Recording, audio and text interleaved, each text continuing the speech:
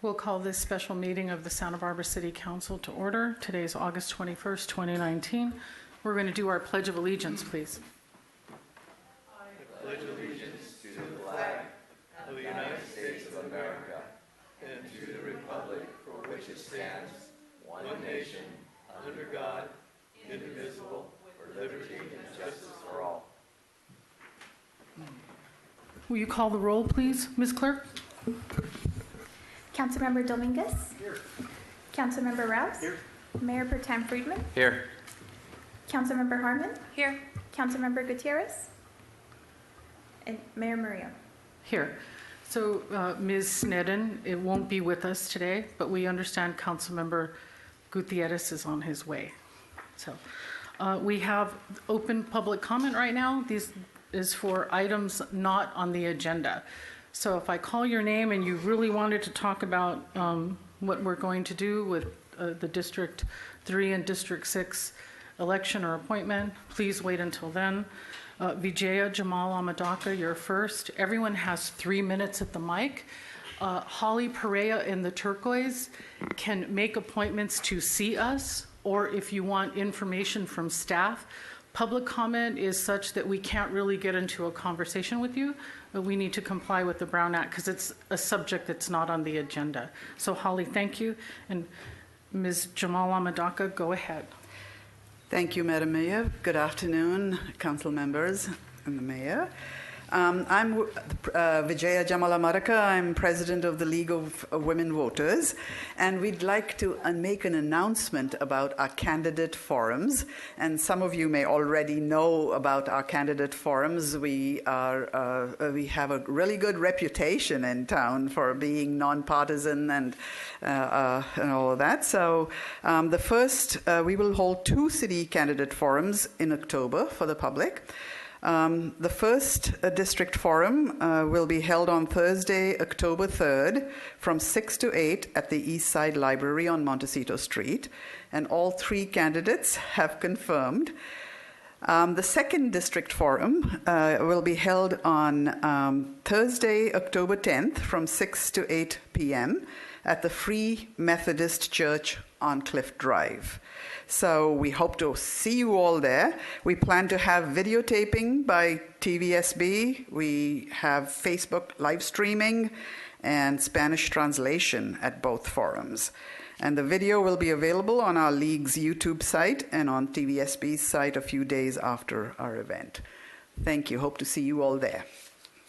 Very good. Mr. Wofford, Mark Marshall Wofford is next, followed by Crucito Herrera Cruz, Aaron Simon, Will Mullen.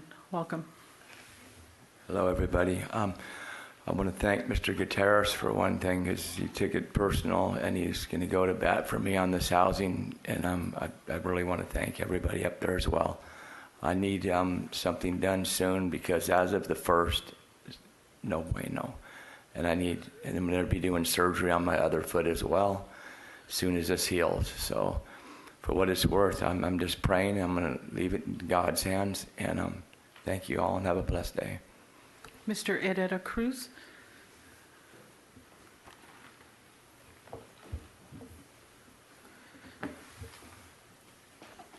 Buenas tardes, good afternoon. My name is Crucito Herrera Cruz. Good afternoon. I'd like to thank Mr. Stephen Ibarra from IBEW, Local Union 1413, electrician. 413. Last week during my public comments on 813, I, Crucito Herrera Cruz, say my name, mentioned your political contributions of Jason Dominguez. It's highly suspect, it's quid pro quo, for your silence and approval for 219 East Haley. I will move on. Ex-Mayor Sheila Lodge has said the city desperately needed housing and had an overabundance of hotel rooms, which if we recognize 500 hotel bedrooms as proposed and 150 being built, let us consider all the hotels are being done in District 1, which goes against the superficial comments that Jason Dominguez made. It does not aim to help the homeless getting housing and to get them off the streets in our distressed areas. distressed areas for the plight of the poor and working class, and paradise for the rich that would maximize their financial investments. Sounds like you. You desperately seek higher office. As the presidential appointee to the League of Cities by the Mayor of Fontana, Aquanetta Warren, March 2019, you travel out of town smooching with Mayor Libby Schaaf, April 2019, while never conducting a constituent meeting with District 1 residents. This is the purpose of district representation, but again, you are politically checked for not doing so. If you had done something good, then my compliments would be good. But because they're not, I'm sorry to say this. People and the voters are watching. Están viendo en la televisión. Por favor, voten por Crucito Herrera Cruz. I leave you with your own words that you wrote on Facebook, about John Stuart Mill. No great improvements in the lot of mankind, humankind, are possible until a great change takes place in the fundamental constitution of our modes of thought. As a plaintiff of the CVRA case, the letter and the ink is still fresh. Randy Rouse, Mayor Kathy Murillo, both of you are aware and acutely aware that there's a settlement agreement for this issue, which I cannot talk about. Okay. But please, let's not litigate about this.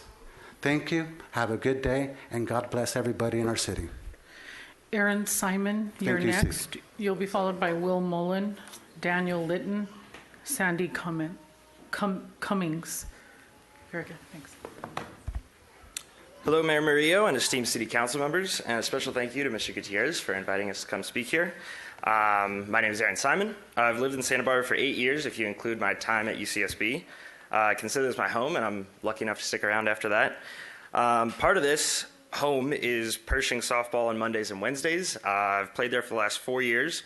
I've met countless friends I otherwise would have not met from all walks of life. It's something I look forward to all week, and I would hate to lose it. Currently, the city is not looking at renewing this league. There have been a number of proposals to expand it to E-Lings or to change things around, and really, as a group, on both groups, we've grown very fond of playing with each other, so it would be really great if we could keep everything the way it was, but I understand. So the demand is there, the support is there, we're willing to be flexible and creative, but we haven't heard anything concrete so far. And yeah, I really think it's something that could be looked more into, and if money is the problem, if I understand the purpose of this meeting is to save hundreds of thousands of dollars by not holding elections, so it'd be great if some of that can make its way back into the community. So thank you very much. Very good. Mr. Mullen?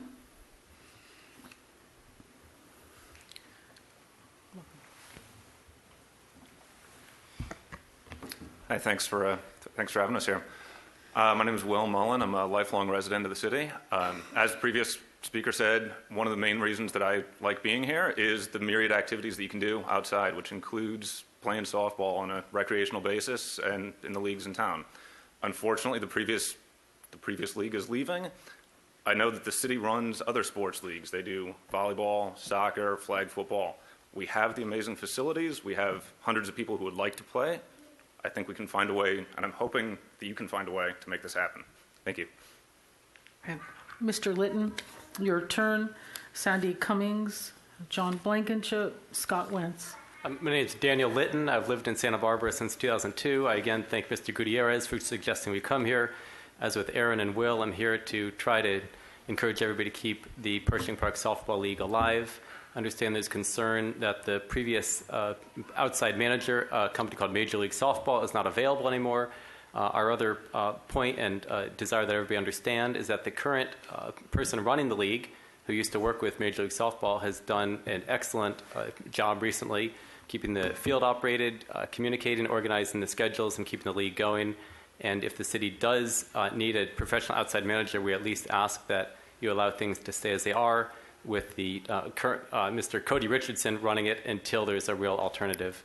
And we think that would be a great benefit to everybody. Thank you for all your time. All right. Question from Mr. Rouse. Mr. Litton, can you come back? Or Dr. Litton, excuse me.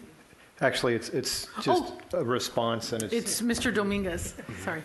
I spoke with Dean Noble, who's the executive director at Elings Park, and I spoke with Clyde, who runs one of their 2 softball programs, and they don't have the capacity at this time. They're looking at maybe next quarter at something that they might be able to do to expand, to take over some of the lost capacity.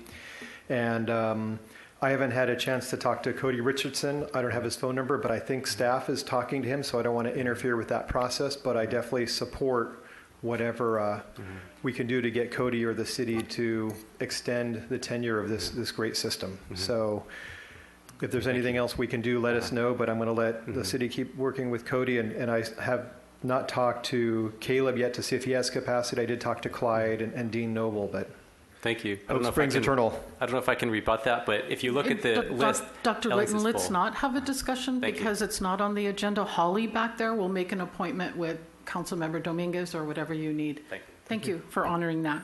Ms. Cummings? Thank you, Mr. Dominguez. Okay. Good afternoon, Mayor, Council. I have been in Santa Barbara since 1965. I have been a musician since 1970. With that said, I'm here in support of the Warren Butler's attempt to retain the property out by the airport. I know there's a lot of things going on. You can't address this, but I want you to know that my personal opinion is that people should be allowed to work. Waitresses, cooks, people that are employed there who will lose their livelihoods. I happen to be a musician. I work there too. So when you take this under consideration, please consider the folks who rely on this for their income. Have a nice, thank you. All right. Mr. Blankenship? Welcome. Scott Wentz after you. Helen Larson after him. Mayor, City Councilman, Paul also. I'm here to talk about the flight line, and it's mainly about the history. Since everybody's saying how long they've been in Santa Barbara, I've been 60 years. Went to UCSB, graduated in 65. Flown airplanes, and that's what my connection to the airport is. I'm not in business with Mr. Warren, Warren Butler, but I have loaned the flight line, if any of you have been there, flight helmets, propellers, airplanes, artwork, I mean, just a whole lot of things to give it the kind of feeling it has. That building was built in 1943, and if any of you went to UCSB, you lived in those dorms there early on in the 60s, because that's all there was. I've been to that restaurant a lot. Even in 1953, I was 11, and my father and I flew up out of LA, parked right in front of the fly line, and had lunch. So it's got a lot of history. The base there had the largest contingent of women Marines in the United States during the Second World War. So there were like 300 there. So it's got a lot of history. It's not the Spanish history of Santa Barbara, but it is an important part. There were 7 weddings every weekend during the time the Marines were here. So I think they like the locals a little bit by that. I just think this will end up in litigation, and it's. I understand the city administrator out there, Henry Thompson. I've had a talk with him. Warren is just trying to run a business, and we're hope that the other kinds of negotiations can go on, but that he could keep his business going. So that's my main thing. Thank you. Okay, very good. Mr. Wentz?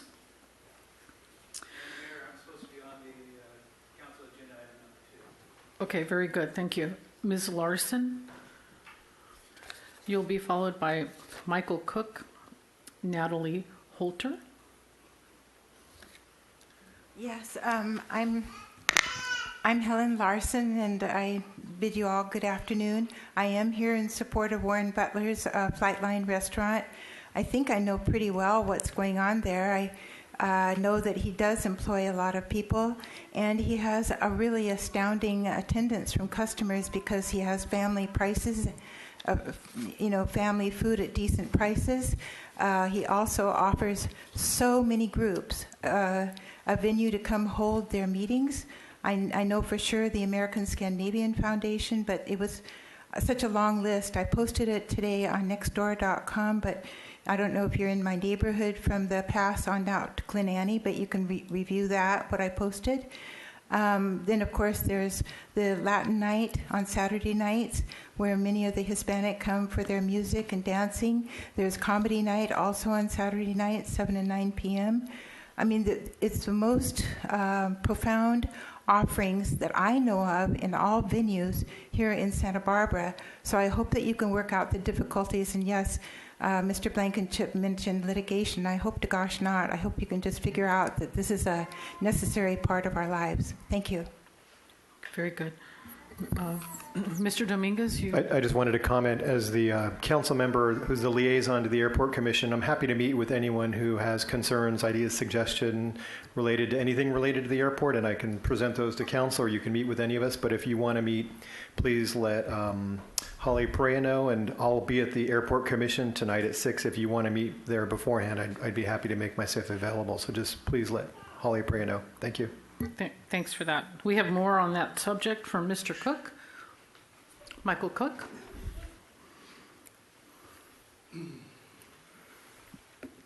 Thank you, Mayor, Council. I head up the Central Coast Organization of Purple Heart recipients. I'm on the board of the Pierre Clysons Veterans Foundation. Previously, for 6 years, I was on the board of the Montecito Association, so I'm going to put myself in your seat. When we were considering matters in the Montecito Association, we considered the business side and the community side. I will address the community side. There are not many places for veterans to gather. It's a place of history, it's a place of family, it's a place where locals have their portraits, their medals, their decorations, their times of service on the walls. Everyone in Flightline is or a local who's passed away. That's extremely unusual. Santa Barbara is a very patriotic city. We have July 4th parade. We have Veterans Day parade. And as I say, there are not many places where we can go as veterans to meet. And there are people who come from the VA clinic who go and sit in Warren's restaurant in a back room. Warren supplies iced tea, and people can discuss whatever they wish to discuss. And I would hate to see that history, that gathering, that focal point for families, grandchildren, friends to come and look at their friends or relatives' portrait on the wall. I'm there. John's there. So many others. But it's such a treasure. It is a treasure for people to be able to go and view local veterans and see their history, their service. And to me, and so many other veterans, the loss of the Flightline would be a huge disappointment, a huge loss. I wear my Purple Heart hat in public primarily to generate a hopeful dialogue. And people will often come up to me and say, "Thank you for your service." And my response usually is, "Thank you for paying your taxes." And the point is, I tell them, we are in this together. We don't do this on our own. So to lose that focal point would be a huge blow to veterans throughout Santa Barbara County. Thank you. Your time is up. Thank you. Okay, thank Thanks you so much. Ms. Holter, followed by Anna Marie Gott, and Warren Butler will be the final speaker.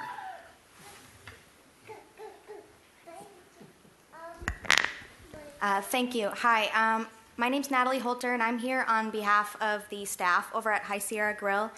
I'm a manager over there as well as a server and bartender, and I want to just bring forth the impact that everything is having on us staff.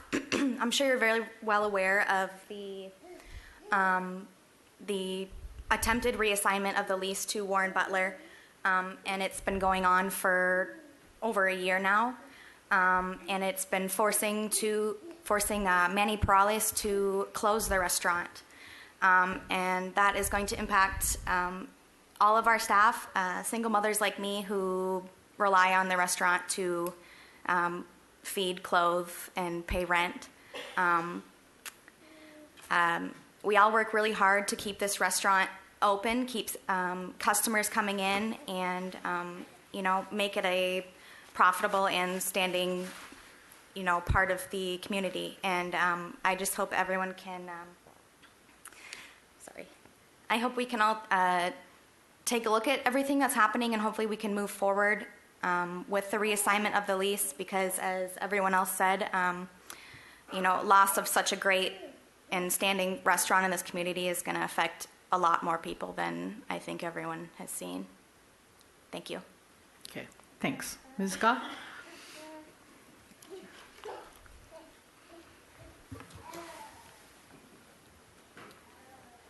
Good afternoon. I was actually going to speak about something else today, but turns out while I was driving over, someone called me about a discussion at the HLC. Apparently, there's going to be a lot of changes with regards to how HLC meetings are run.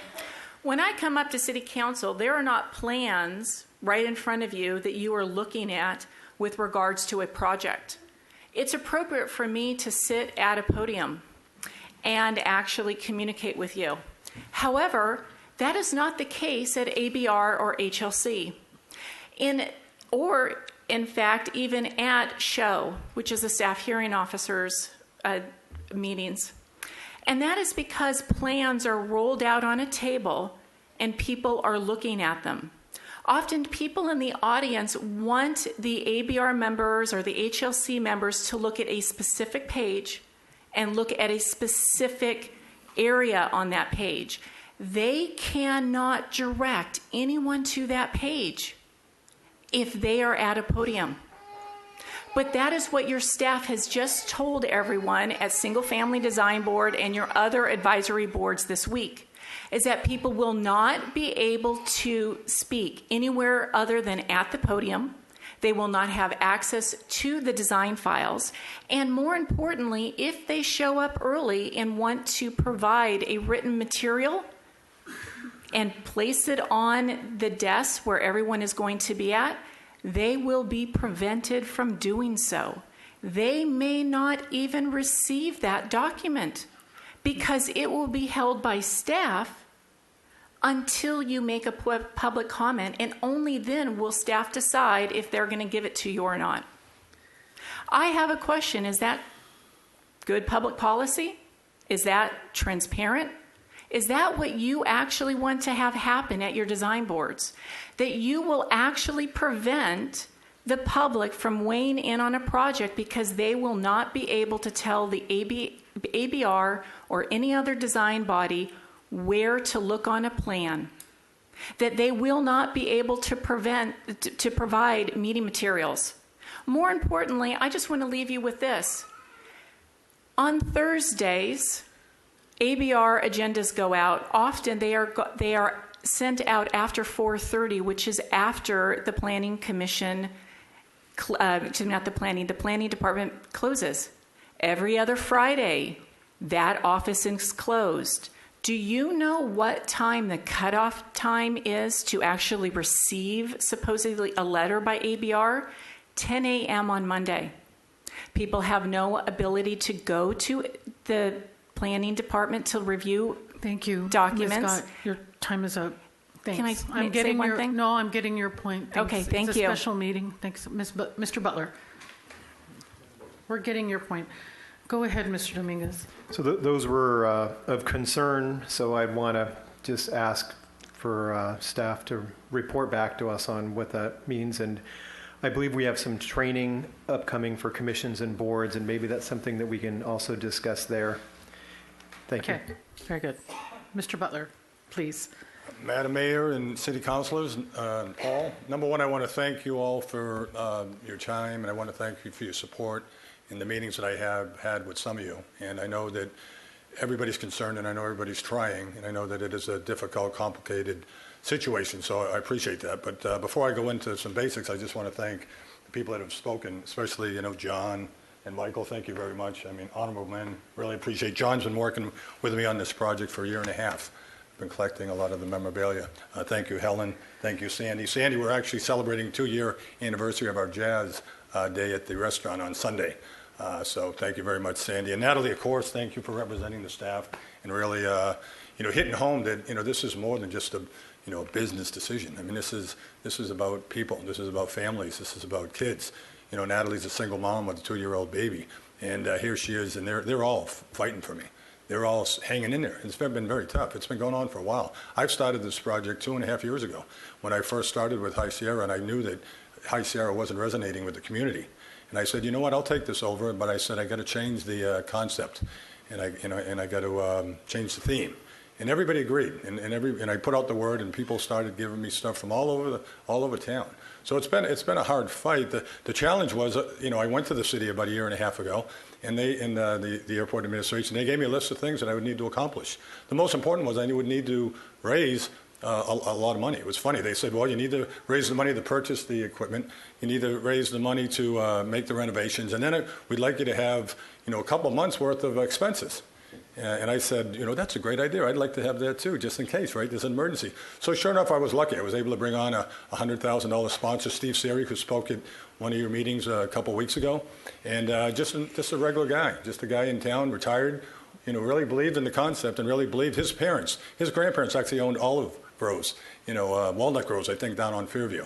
His parents met. His father was in the Marines, and he met his wife at a soda pop store in Goleta.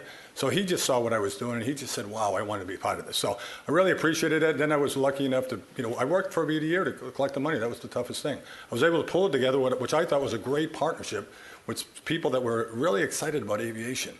It wasn't just somebody that was, looking to make a buck or somebody that was looking to, be just in the restaurant business. This was somebody that was really passionate about what I was doing. And I thought I really won the lottery. I thought it was a great opportunity.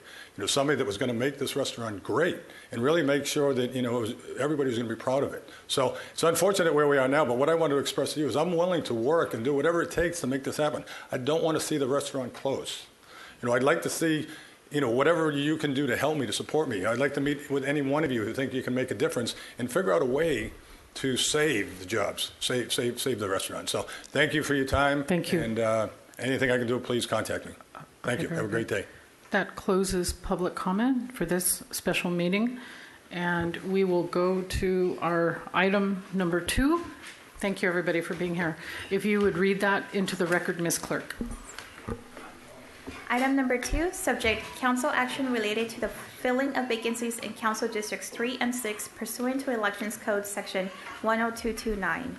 Recommendation that Council A adopt by reading of title only a resolution of the Council of the City of Santa Barbara providing for the appointment of single qualified candidates to council districts 3 and 6 that were to be elected on Tuesday, November 5, 2019, as required by the provisions of the Charter, and that certain settlement agreement dated March 10, 2015 in Bañales et al. Versus City of Santa Barbara, or B, adopt by reading of title only a resolution of the Council of the City of Santa Barbara ordering that Council Districts 3 and 6 appear on the ballot of the vote by mail general and special municipal election to be held in the city on Tuesday, November 5, 2019, for the election of certain officers as required by the provisions of the Charter, and that certain settlement agreement dated March 10, 2015 in Bañales et al. Versus City of Santa Barbara.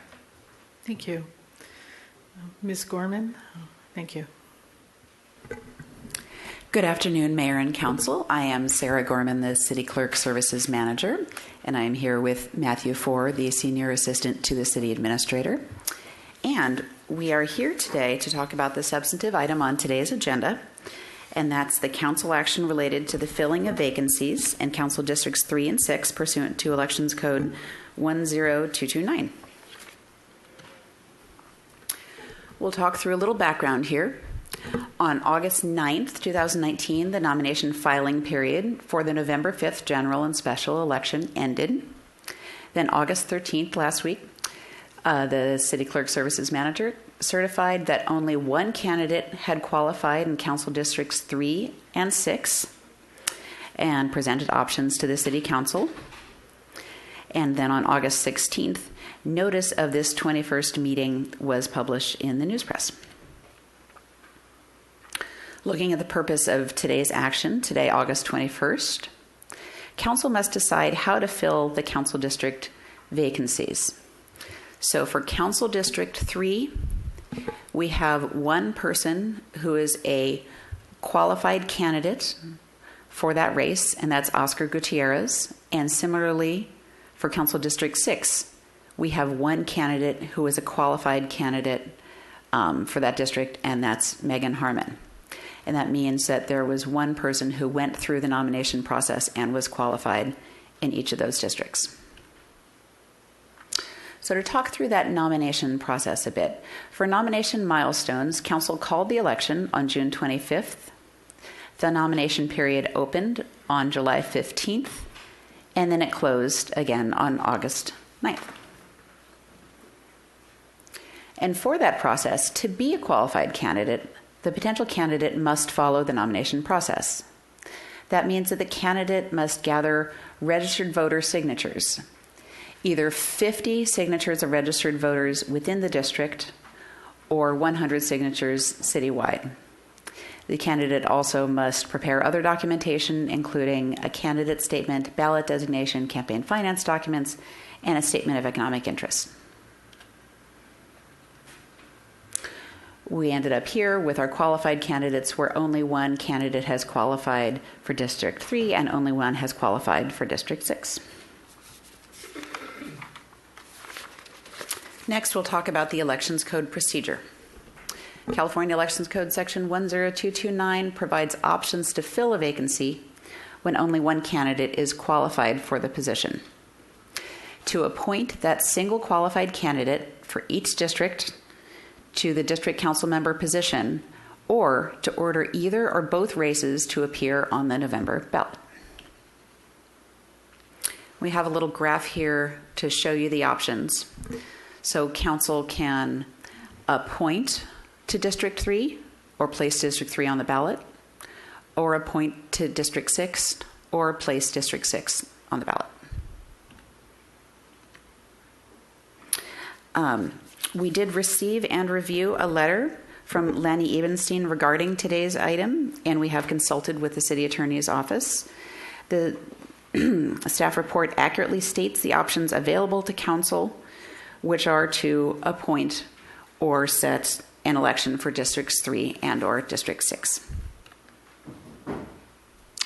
For budget information, staff estimates a savings of $106,000 if council were to make an appointment to both Council Districts 3 and 6.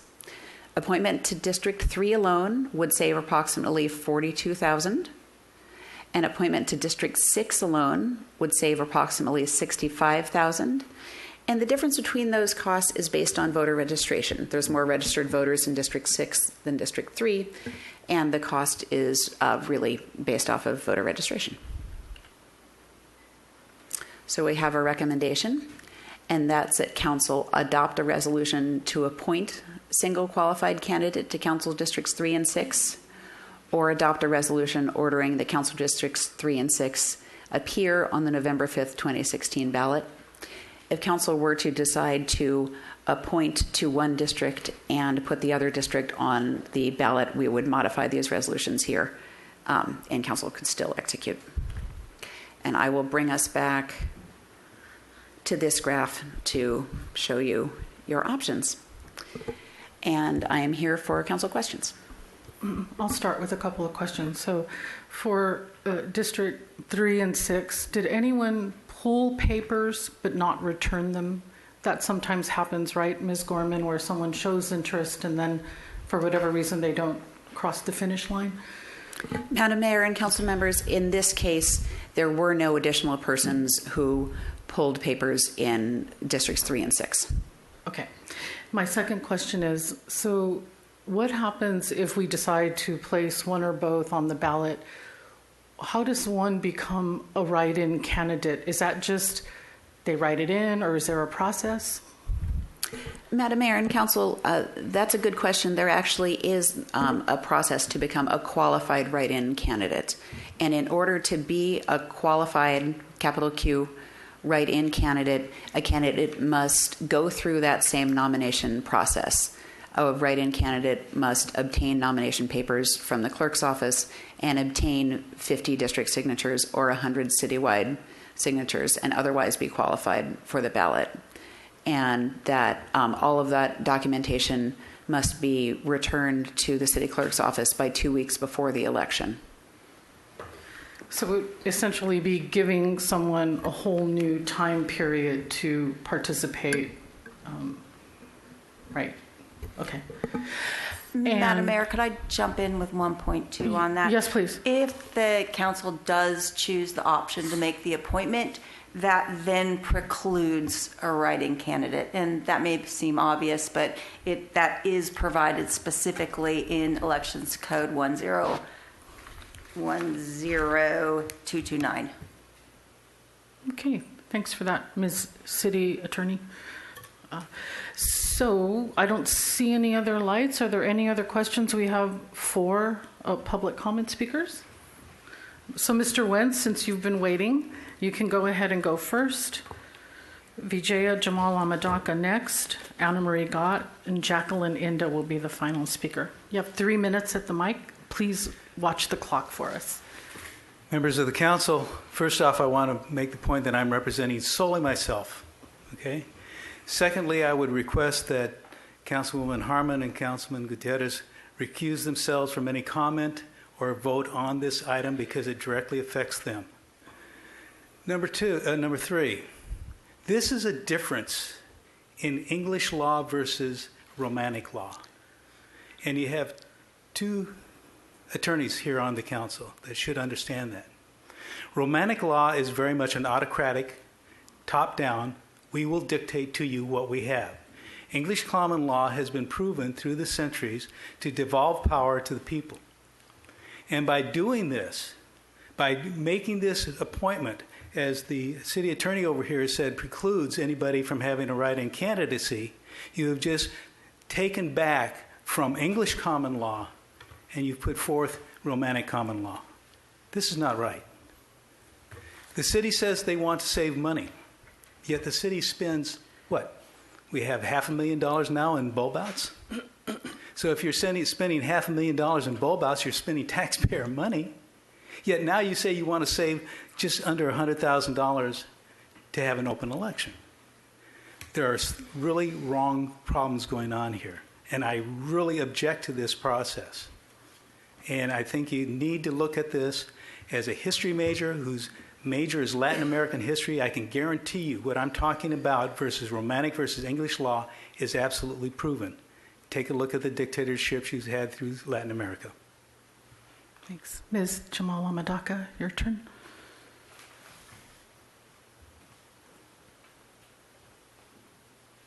Thank you, Madam Mayor.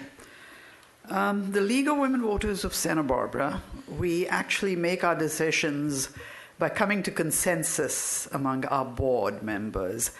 And so our consensus was that because there are no other issues on the ballot, on the potential ballot, that we would have for District 3 and 6, and also because we support not spending money, if it's not needed, we came to a consensus that we support the reappointment of the single qualified candidates for Districts 3 and 6 to the district council member positions. The additional cost, and of course, that the fact that there are no other issues is enough justification not to print and distribute ballots in District 3 and 6. We suspect, though, that many of the people will not even know that the unopposed candidates are being reappointed by City Council. Therefore, the League suggests that some of the money saved be used to inform people in those districts why they are not getting a ballot and who their appointed council member is and the length of the term of their appointed council member. And secondly, we hope the rest of the savings be used for more bilingual voter outreach in this or future city elections. Thank you. Very good. Ms. Scott and then Ms. Inda.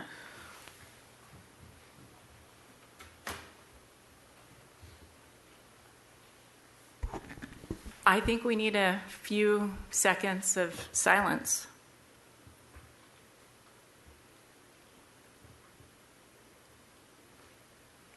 I'm asking for silence because basically democracy is dying because of the Democratic Central Committee. The DCC has decided that all of your positions are partisan, and they really shouldn't be. They have decided that they will choose someone to support, and then they will run everyone on a slate. It virtually ensures that no one has a really fair chance to actually run against anyone on the DCC ticket. I'm a Democrat. I think that you all know that. But I think you all know that I believe that we actually need to have transparency and that things need to be fair. And what I see going on in this city is that it's a club that only people who meet certain qualifications can actually join. And those qualifications include, if you scratch up my back, I'll scratch yours. That's what I see, and that is why people do not respect the people on city council. I want to know how everyone feels about that. These positions are supposed to be nonpartisan. They're not supposed to be rigged, but that's what they've become. The people that should be sitting up here will never sit up here because of the DCC. Because, I don't know if everybody knows this, but last year when I was actually walking from Michael Vidal, over the last few days of the campaigns, I went door to door, and some of the people came to me and said, he's a baby killer. Why would I vote for him? That's what people were telling these voters.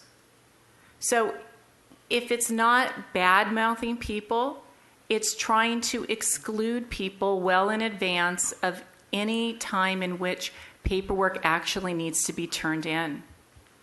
It's my opinion. It's a lot of other people's opinion.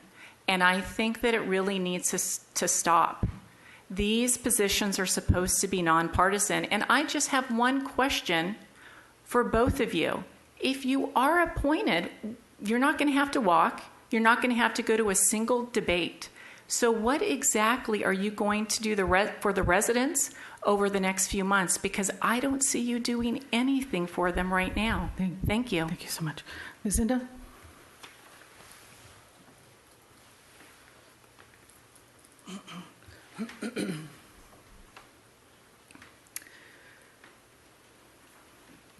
We did receive your email. Was that today or yesterday? Thank you.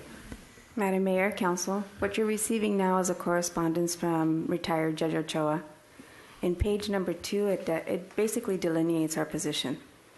We've gone through quite an onerous process for a long time, with particularly District 3, where we came to council, we modified different suggestions and comments on things that would go on a ballot, and then put it out to vote for our community. And our community decided what they wanted to do, and that was favor district elections in favor of voting process. Now, we're talking about 2 different races and 2 different matters, where Oscar has already been elected by his community, and he's running on a term. Ms. Harmon is actually in the process of a vacancy because she's filling a term until the 2021 election. In that specific honor, I request that you look at our charter, and that in our charter, we've gone through such an arduous and onerous process that you look at that as a different matter than District 3. And I hope that you take the suggestions that we're talking about seriously, because it honors the process that we went through. It honors the voting process that we also went through very recently. What you have in front of you is a suggestion that you allow the vacancies to be filled as the voters requested not so long ago in District 6, where we're talking about a filling of a specific vacancy until the term is up, which comes in 2021. And of course, that allows civic engagement. And however you look at it, whatever party you're looking at, we're talking about creating a precedent for the future, regardless of whatever position we're in. And we're always leaning towards district elections and voting power and civic engagement. And so that's what I ask you to weigh on. Not the money, not the budgetary issues, but specifically the engagement, the process that we went through, and the voters when they voted for something that they wanted specifically changed in our charter. Thank you. Ms. Inda, is this the first time we're seeing this letter? Yes, it is. Okay. We just Then worked on that. I'm going to call a 5-minute recess so Sure. our legal Of course. counsel can take a look at it, and we need to ask you for an opinion. 5-minute meeting adjourned. Recessed.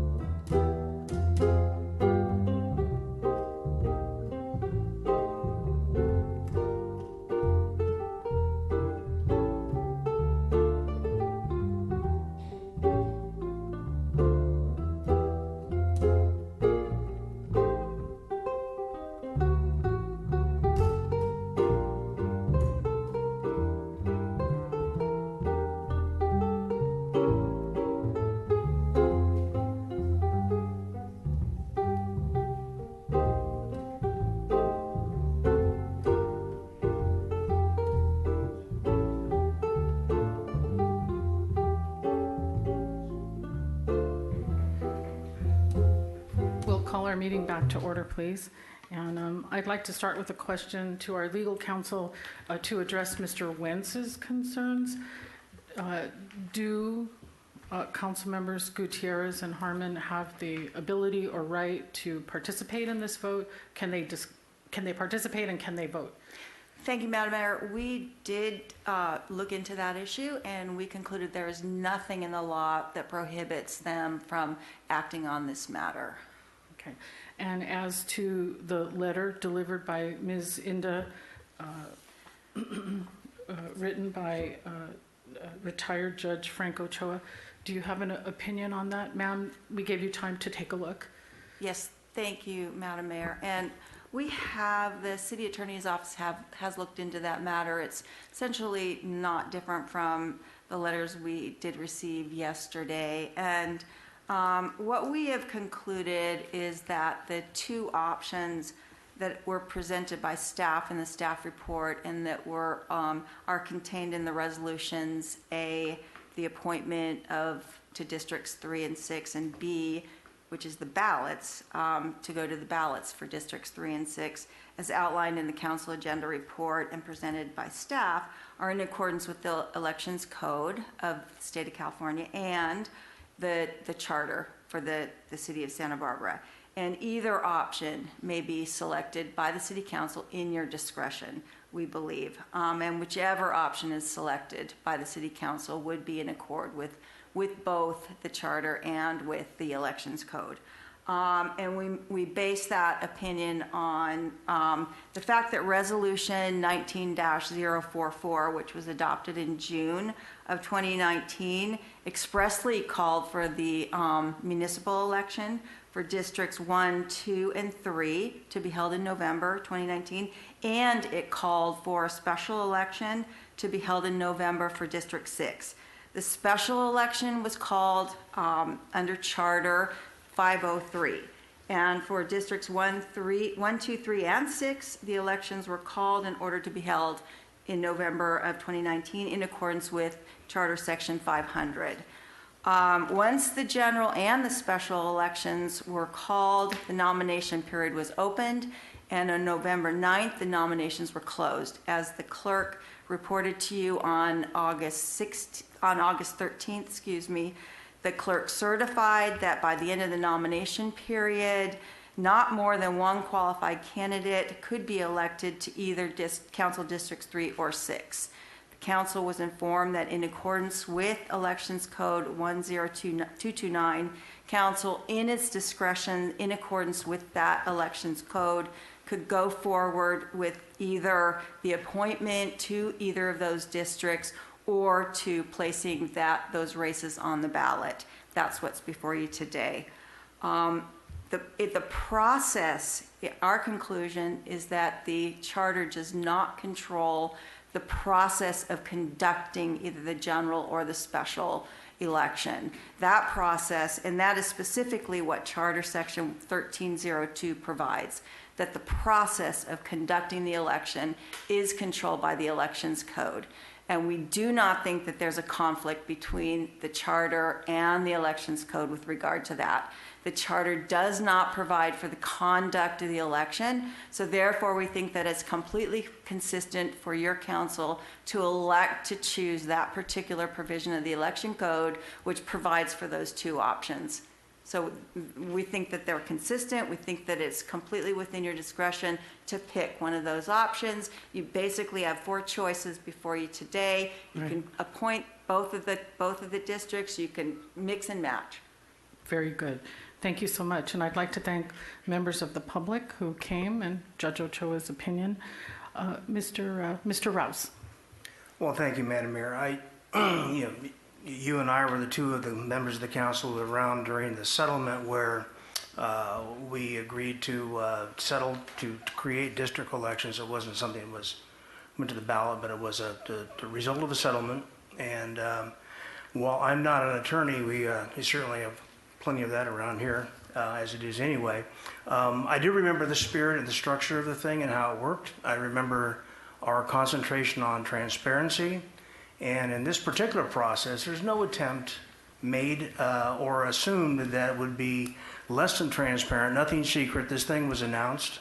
The 3 candidates up here went out and Mr. Dominguez, Ms. Harmon, Mr. Gutierrez collected signatures to raise money, hire campaign managers, did all the stuff that anybody would do to run for office and what it takes. And it was disappointing. I think Mr. Thompson from the Planning Commission wrote a note in the paper how disappointing it was that you hear so many people complain about council and who we are and what we do, and yet nobody even pulled papers except from Ms. Harmon and Mr. Gutierrez in districts 3 and 6. So the process worked. The opportunity was there. Now, would it have been better to have other members pull papers, make a more democratic process, go out and get the signatures, raise money, do the process? Yeah, I think that would have been better. It would have been better to have this on the ballot, but it didn't happen. So what do we do now? Do we do a do-over? Do we make another period for qualification because nobody showed up? Or do we have the candidates that actually went out and did the work, did the process, got qualified, got the signatures, and went through the trouble to get there? And if we did decide to reopen it and nobody showed up, what then? Then we have a rather expensive ballot in an odd year. And as you recall, there's one reason why we're switching over to even years. People weren't showing up for odd year elections. So this could be a dismally small turnout for both District 3 and 6. So I think we're doing the correct thing. I think we're operating within the spirit of the settlement agreement that we made with the Banialis Group to do district elections. And I think moving forward and doing the appointments is absolutely the appropriate thing to do. So you support appointing both? Yes, I do. Okay. Mr. Dominguez, you're next. I support appointing both. I do want to start by thanking the people who did come and speak, and I'm glad that they are pushing us to have this conversation and this discussion, because to me it is a close call.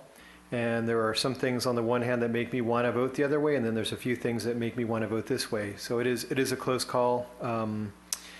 What the voters didn't do on the charter amendment, which was partly the way we drew it up, is they didn't take away the ability for council in situations to remove these situations from the ballot. So it's something that maybe we should have a conversation to changing the charter if that's the way people want to go in the future. If write-ins had a different qualification process or it was easier, then again, I would have a different vote, because then we would be changing potentially outcomes. But I think my fundamental position is I want to make sure we're fair, which means being equal. Anyone in any of the 6 districts is treated exactly the same. Of the 15,000 people who live in either District 3 or 6, they all had the chance, if they were voters, to go through the process that ended very recently. So giving them another chance doesn't seem to have a policy rationale. It's giving a pretty expensive second bite at the apple to someone who didn't go through this, just a month ago. So I don't see any policy justification. I haven't heard from anyone a policy justification why we should give someone another chance to do it who didn't go through it just in this recent past. But I did want to thank people for making this a vibrant discussion. And again, it was very close. And so that's how I'll be voting. Thank you. Thank you. Mr. Friedman? Well, I'll make this brief. I concur with my colleagues, in particular, Councilman Rouse hit most of the points. I also want to thank the public that came out to speak, as well as those who contacted us, in particular, Lanny Ebenstein, when he sent an email. It got me to think and consider this over the last couple days on the proposal for District 6. However, I too concur that both council members Harmon and Gutierrez did actually go out over the course of well-publicized timeframes and did voter engagement. And they convinced and they advocated and they asked voters to sign their papers. And that's exactly the process that they went through to get the support of voters within their district and within the city. And any other person could have done that, and no one else chose to, which I think in terms of that, we need to do a better job as a community as a whole going forward of trying to encourage more people to run. I also look at other cities locally and other jurisdictions. Goleta, my understanding, did an appointment, as well as Santa Barbara Unified School District recently. And so I just want to concur with that, and I'll be supporting the appointment. Thanks. Ms. Harmon? Thank you, Madam Mayor. I just have a point of procedure. I understand it's not a legal conflict for me to vote in connection with District 6, but I would feel more comfortable abstaining. So I would just request if we could vote separately on the 2 districts, if that's acceptable to my colleague. I think that would be fine. Okay. But I think what I heard the city attorney say is that you're able to vote for both. I understand that legally. I just personally would prefer to abstain. We'll separate the vote then. Thank you. And my only other comment is just to assure folks in this room and those that are watching at home that regardless of the outcome of the vote, I will continue to fully intend to keep walking our neighborhood, knocking on doors, talking to folks. It's one of the great joys of this job is getting to know my neighbors and to really being there for you. And I look forward to continuing to do that. Okay. Mr. Gutierrez. Thank you, Madam Mayor. I just want to thank everyone who's come out to voice their opinion. I, as we all know, was elected last year, and I have been going out and knocking on doors ever since the election. I didn't really stop. I just kept knocking just to check in on the residents and see how they were doing and what I could do to help them. And when I started knocking to let them know about the campaign, a lot of them were just confused and said, I just voted for you. Or is this a joke? And I'm like, no. It was a special election in November. You got to vote for me again. I know on my social media, I advertised it a lot. The local news talked about it a lot. The opportunity was there. And I feel like the time it takes to run a campaign is very distracting from the oath of office I took. So I know that, and I respect the democratic process very much, but considering how I was just elected last year and how much time and energy it took to run a campaign, I feel like it'd be a bit of a disservice to the residents that voted for me last year to have me run another campaign at the cost and time and energy that it would take. And I would also like to echo some of those concerns to my colleague, Ms. Harmon, because she just, got appointed a few months ago, and she as well would be devoting a lot of time and energy away from her office to run a campaign when she could be using that time and energy to be serving the people like she has been the last few months. So I as well will be supporting the appointment. Okay. You have your light on, Mr. Dominguez. I haven't weighed in yet, but you wanted to add something? No, in order of seniority, I would make the motion to appoint Mr. Gutierrez to fill the 3rd District. I'll second that. Very good. So I agree with Mr. Rouse making the point that there was plenty of public notice to people who might want to run for District 6 and District 3. District 6 in particular, ever since Councilmember Hart was going to run for supervisor, there was a lot of articles. KEYT, who's in the room, thank you for covering this. You've run a lot of stories about the vacancies, the blogs at EdHat, TV, radio, print. There was a lot of notice out there that there was an opportunity to run for these seats. There was also a long list of applicants for District 6. A lot of fine people. Mr. Wentz threw his name in, and they could have circled back and put their name in the hat again. I think this is also a matter of the district system. So we knew that when we shrunk the geographic area, that you have to have a candidate that lives in that zone, and so that's going to limit, recruiting and cultivating a candidate. So the benefit of having someone from the neighborhood and the community, the flip side of that is that so you have to find somebody from there. And I wish everyone had an opponent. I've fought for every race I've ever been in, and I can attest to the benefits of that as a candidate.